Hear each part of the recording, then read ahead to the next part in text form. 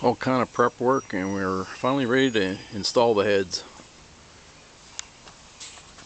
So we have our O-ring here cleaned, ready to go. We got our O-ring in the bottom of the cylinder all cleaned up.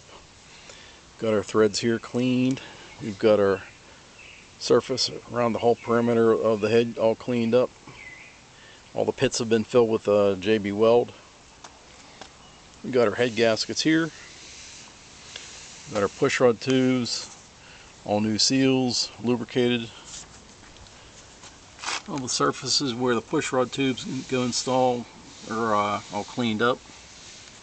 We got our nuts, threads all nice and clean, nice and smooth.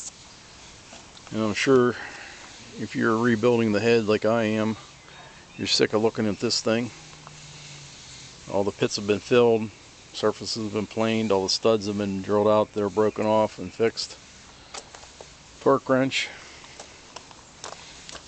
compression rings, our chemicals. Last but not least, the manual with the torque spec and the torque sequence.